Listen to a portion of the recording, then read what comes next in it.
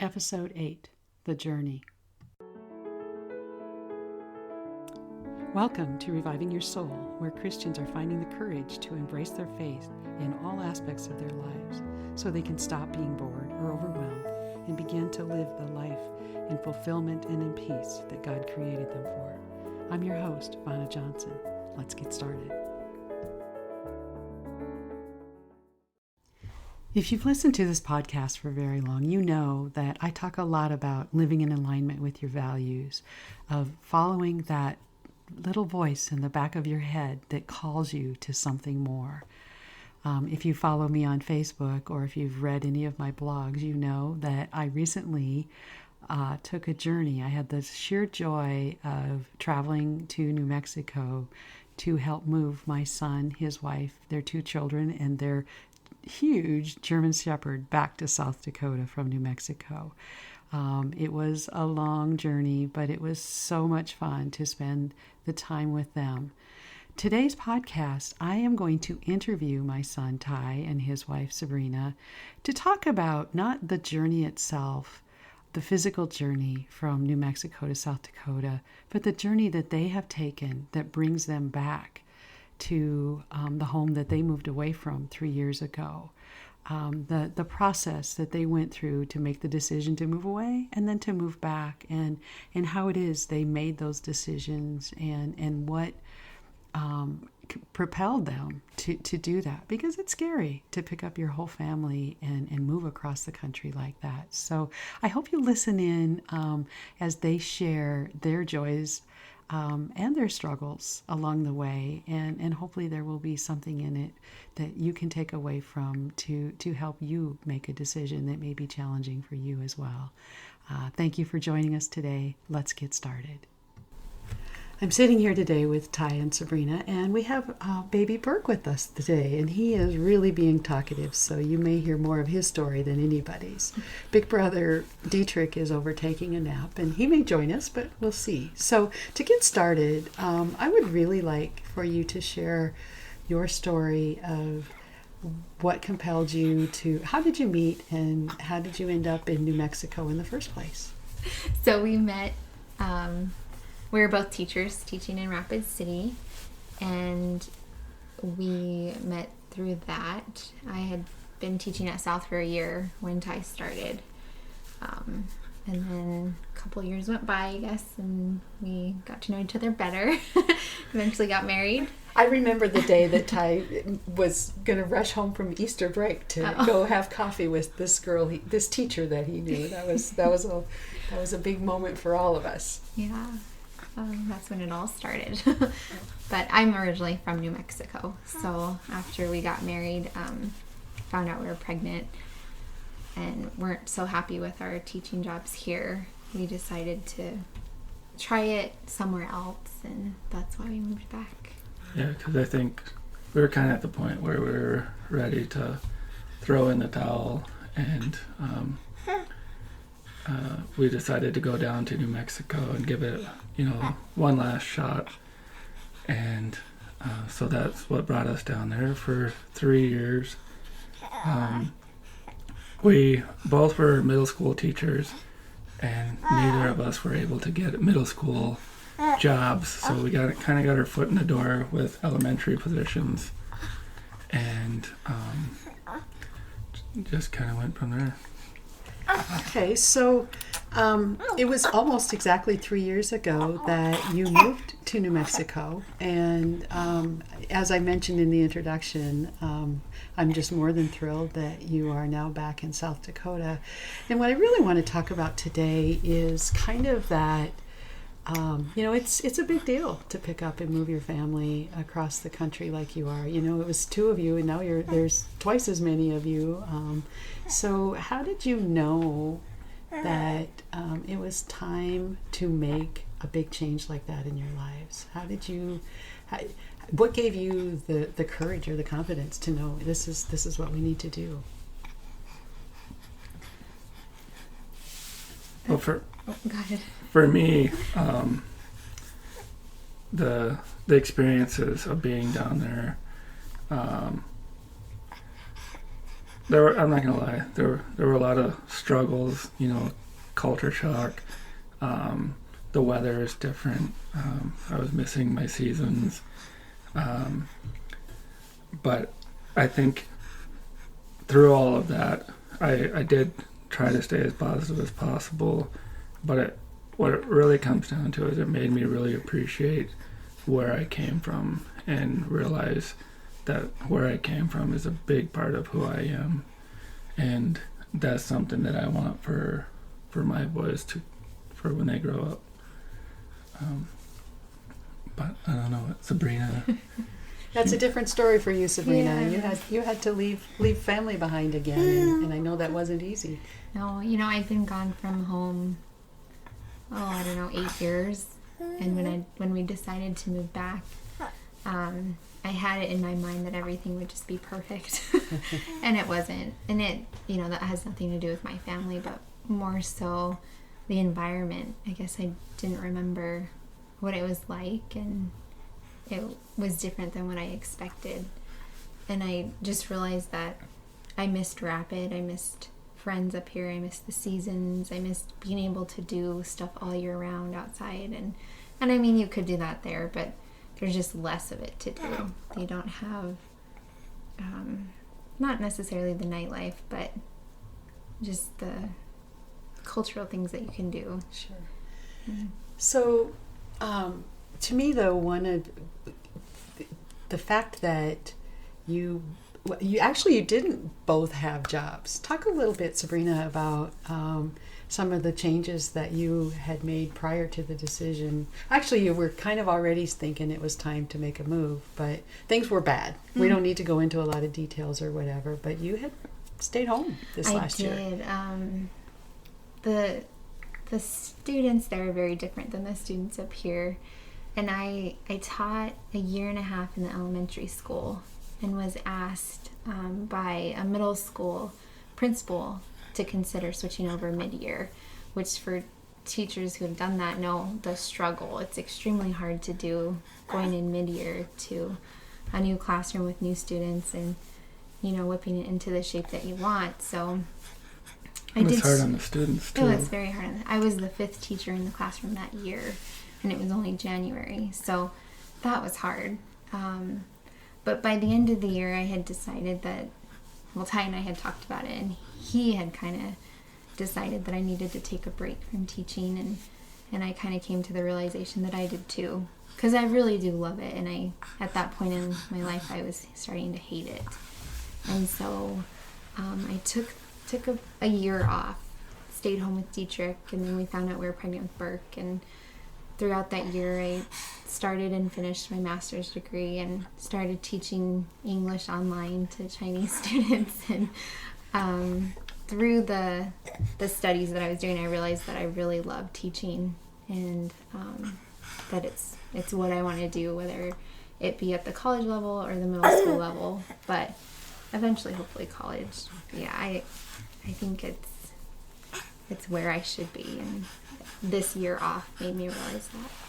So, I mean, one of the things that I'm sure both of you have heard me say a lot of times is sometimes it's more important to know what you don't want than what you do want. Mm-hmm. And, it's in Reviving Your Soul and in my coaching, I talk a lot about how important it is to really figure out what's in your heart and do what that voice in your head that's calling you to something different, and follow that. And it's a hard thing to do, especially when you're leaving jobs and selling your home, and I mean there's some big changes there, and it takes a lot of faith. Mm-hmm. So I mean, does that play into this at all for you guys? Absolutely. So I started looking for jobs for Ty, not even for myself, up in South Dakota, probably around November, December time. And I found a job opportunity that I told him he should apply for. And, he applied for it, got an interview, and it just didn't end up working out. And so I started looking for jobs for myself, because by that point we had realized we want to be back up there. We're kind of ready to move back up north, and it was mutual decision. It wasn't just his decision or mine. It was both of us. But so I applied for, I think, 3 jobs and got an interview for one and was offered that job a couple days later. And I took it. And so that it was set in stone that we were moving because I had signed the paperwork, accepted it, and Ty didn't have a job yet. And I kind of stressed out about things like that, but he was kind of like, you know what, like, it'll all be taken care of. Like, we're just going to leave it in God's hands and we'll go from there. And it really, I mean, it was perfect the way it happened because I mentioned earlier that I had a lot of struggles in New Mexico, but those struggles led to something that I had no idea that was happening in a moment. When I took my teaching job down in New Mexico, it was during a time where a lot of the other teachers, I do special education, so there's a lot of extra paperwork that goes with that. And at that time, none of the special ed teachers really did their own their IEPs and the paperwork that go with it. Whereas where I came from in South Dakota, I spent hours in the wee, hours of the morning and the night, late night, learning and teaching myself and getting all that. So when I came down, I was able to take on, all I had to do was just learn the system. And they have what's called IEP specialists, and they're the ones that were supposed to be helping the teachers learn how to do the IEPs and all the paperwork. Well, because of my abilities to do that already, they didn't really need to help me. And the one that was assigned to me was retiring that year, and he recommended that I become an IEP specialist as well.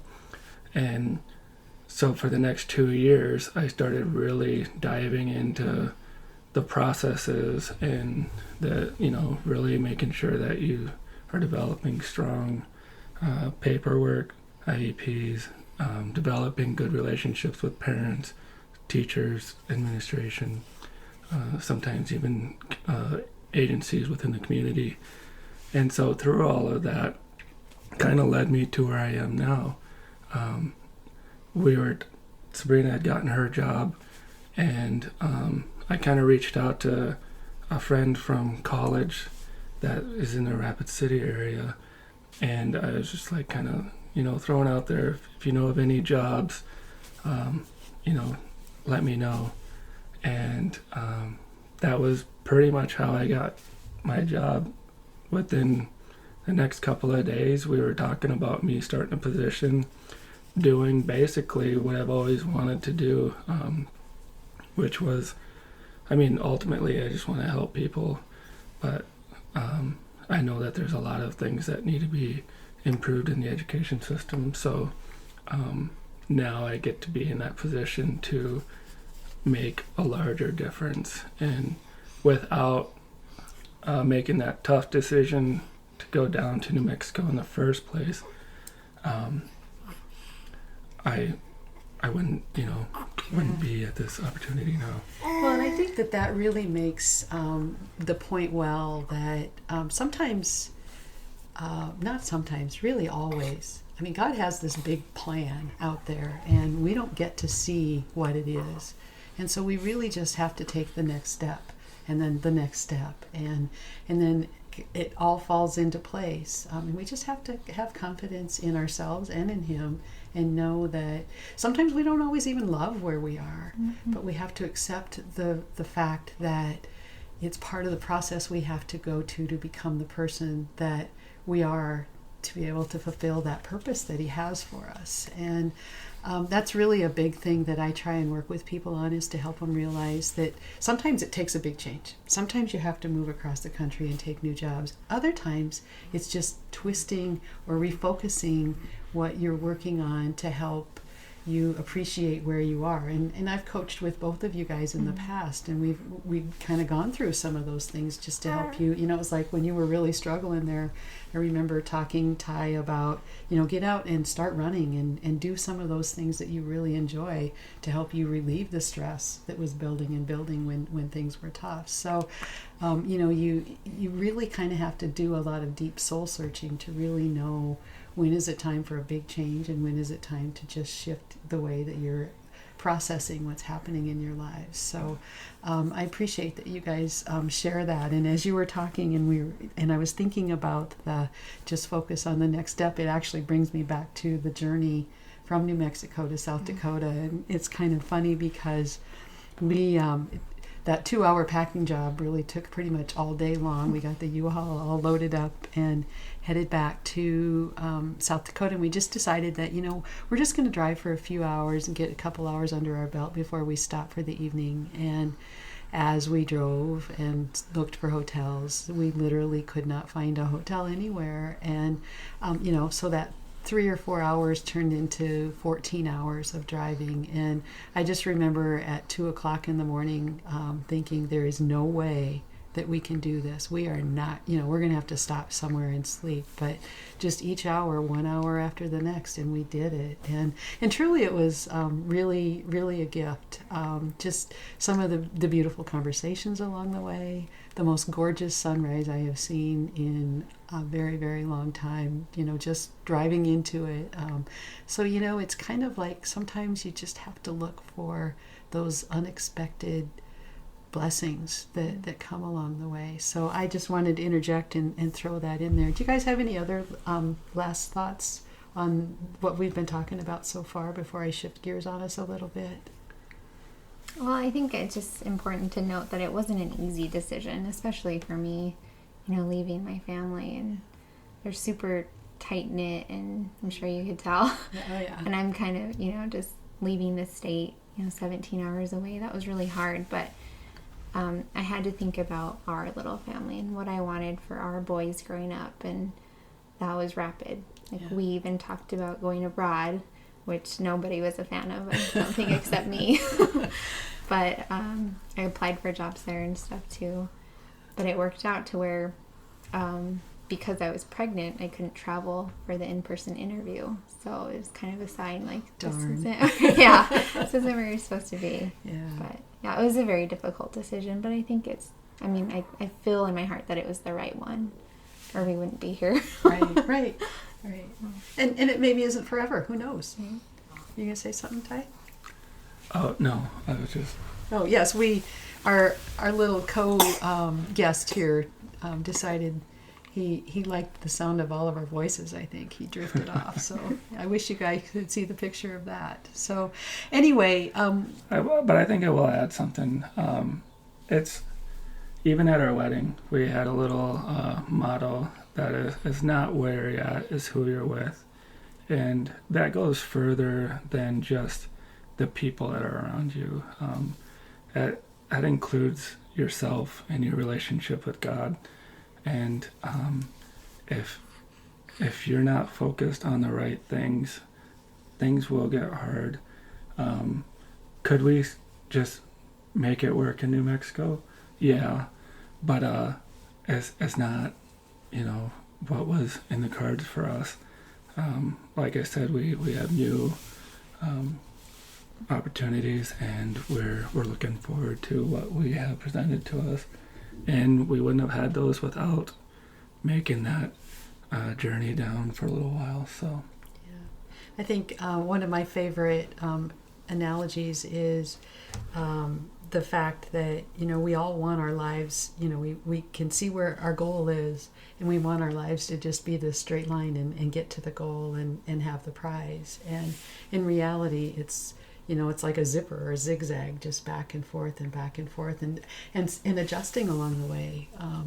One of the things I told one of my clients recently, she was talking about wanting to make some changes and starting a new business on her own. And, I asked her why she hadn't done that yet. And she said, she was honest. She said, I'm afraid to fail. And I said that's really one of the words that I want to strike from my vocabulary, because there really is no such thing as failure. There's trying things, and you know, if it doesn't work, you figure out what you need to change to make it better, and you just keep adjusting and trying new things, and being bold in that, and knowing that it's all going to be okay. So I appreciate you guys sharing that. I kind of put you on the spot right before.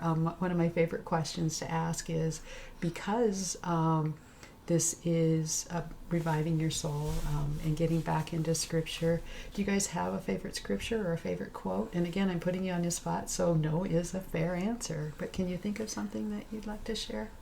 I think just being in the field of education, it's not a scripture, but one of the reasons we had chosen New Mexico was because of the income we were going to be getting as teachers down there compared to the income we were getting here. And it, you know, to me, it's never really been about money, but it's enticing.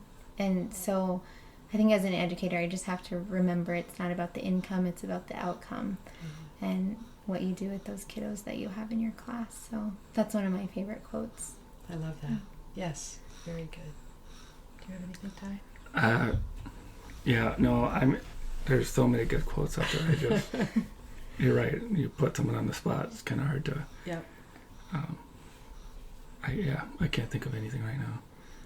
You know, it's funny because as you're saying that you're not thinking of anything right now, and I thought I had it on my board, but I do not. I always think back to one of my favorites, which is your scripture for your confirmation, Jeremiah 29:11. And you know that God has a plan and a purpose for us all. That's not it exactly. Go look it up, folks. Go ahead and jump into the Word. It's a great place to be. I strongly encourage that all the time. So anyway, I am going to let you guys go, put that little sleeping baby down, and I really appreciate you guys taking the time. It's, you know, life is a journey, and you know, there's an ongoing debate about whether it's all about the journey or it's all about the destination. And my favorite quote that I kind of made up myself is, it's both about the journey and the destination. It's not one or the other.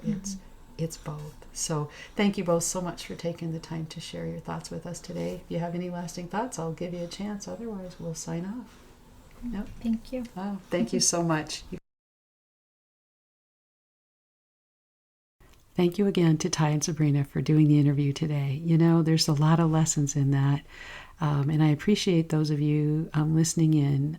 You know, there's just, life has a lot of twists and turns. We don't always know where we're going in this journey, and sometimes we need to make changes. Sometimes we need to make big changes. Sometimes we need to make little changes. Sometimes it's really hard to know the difference and what it's going to take. And that's why it's good to have people in your lives that can help you kind of sort through what the right thing to do is. Usually we have those answers inside of us, but we're holding back or holding them within for one reason or another. I hope that you got something of value out of the lesson today. Thank you for stopping by. If you know of someone who may be struggling with some decisions in life, send this to them. Share it with them if you think it might be helpful. If I can help in any way, please let me know. I would love the opportunity to do that. You know, it's really all about just living in alignment with your values, living the life that God created you for. I hope you have an amazing week, and I look forward to seeing you back here next week. Have a great one. Thanks, and take care.